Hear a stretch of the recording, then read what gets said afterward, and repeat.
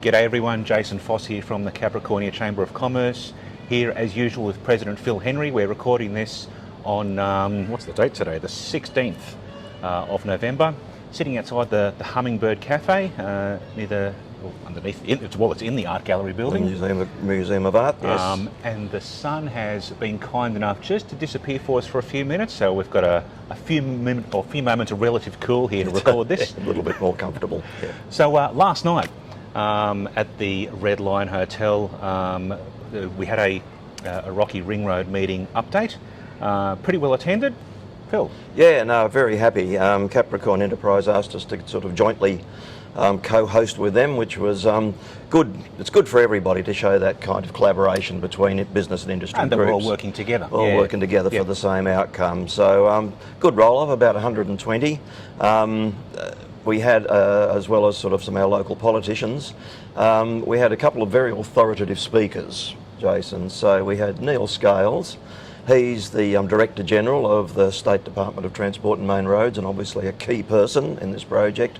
And David Cullinan, and he's a Deputy Secretary of the Department of Infrastructure, Regional Development in Canberra, in place of their relevant ministers. Yeah. I think it's an important point that you mentioned our local politicians, like everyone is there.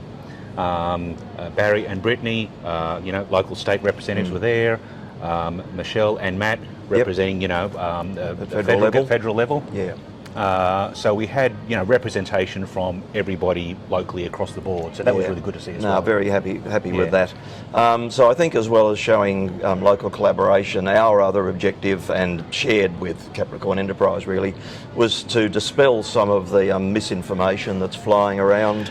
Oh yeah, there's a bit of that. There's a bit of that. Yeah. And I think also full credit to the road trip that went down to Brisbane and Canberra. So organised initially by Grantley Jack from NRG, Jason Thomason from JRT, and Jack Treneman from SMW, of course. How can trying to remember all of these names. How could I possibly forget Jack? So Sorry, Jack. They took the initiative to go down there and basically talking. They met with Infrastructure Minister Catherine King in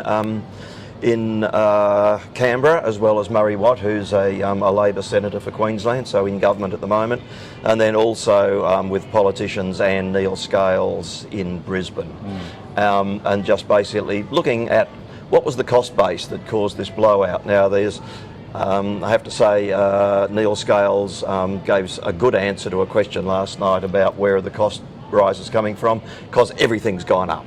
We know that.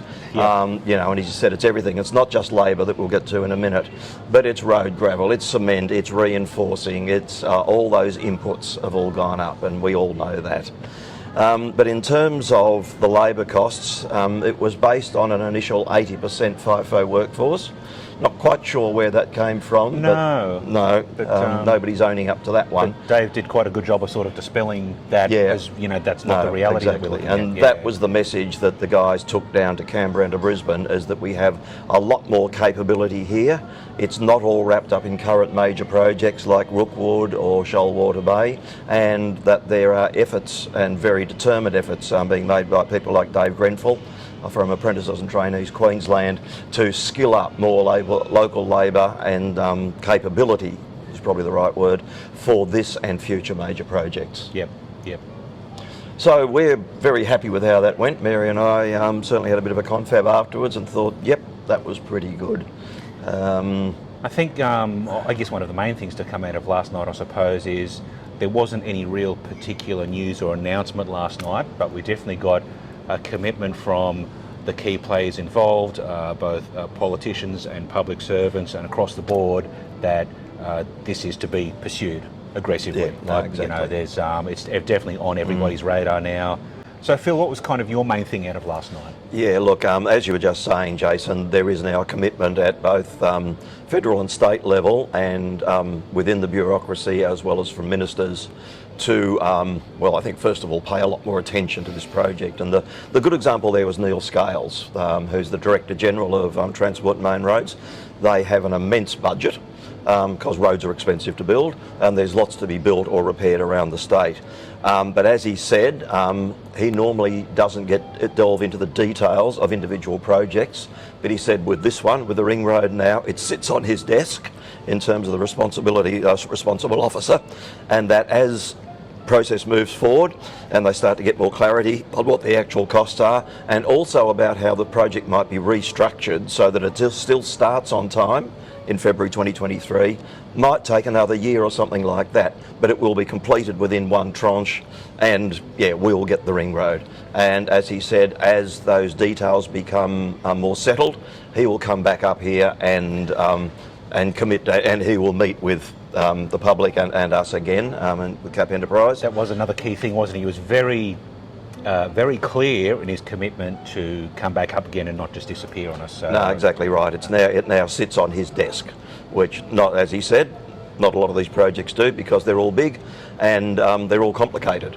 So, you know, nothing simple. I think the other one was we had an apology from the Federal Minister for Infrastructure, Catherine King, and she apologised for not being able to come last night, but she will come at the next opportunity. Yeah, I think she was keen to, just, yes. You know, not enough notice, obviously being a Federal Minister, but so I definitely look forward to welcoming her up at the next one. Yeah, no, exactly. So I think, and I had a chat with Mary afterwards, and we're both very happy with how it went on the night. You know, I think we've made some big process in terms of just getting people to understand the nature of the project and what needs to happen to make it happen, for want of a tautology, but yes. Yeah. And I guess kudos too to the team. I think we've already mentioned it, that actually jumped in their cars and drove down to Canberra. They did about 4,500 kilometres in 10 days or something exactly like right. that. Jack and Jason and Grantley, they did extremely well. Yeah, did a fantastic job.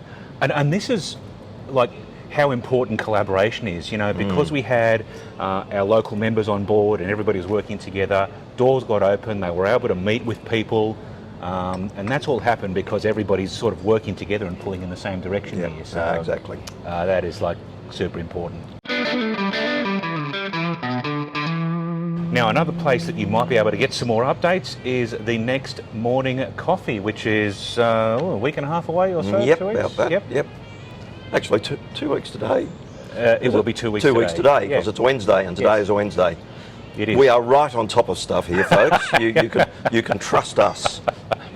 We have our calendars. I don't know what days of the week are blending into the next one. Cool. So the next one is in 2 weeks' time. It's the 30th, I think. 30th, yes, 30th. So it's always the last Wednesday of the month. So in this month, that turns out to be the 30th. And it's somewhere new this time. Early Birds Cafe, Spencer Street, The Range. I've got to say, that's something I'd never heard of before. But No. I live down the coast, so not a lot of news gets to me. So Well, not from the range anyway. Not from the range, no, it doesn't even flow down. So, it'll be good to sort of get to somewhere a little bit different. Yeah, looking forward to that. So make sure, if you're interested in coming, hit the website, capricorniachamber.com.au. When you RSVP, in the dietary requirements box there, just put your order. Flat white or cappuccino, whatever it is. If we get all your coffee orders in advance, it just means they can be prepared and the coffees can come out sooner. Cool. So if you can do that for us, that'd be fantastic. That'd be brilliant. So once again, 30th of November, Early Birds Cafe, Spencer Street, The Range. Cool. We'll see you then. Good. Bye.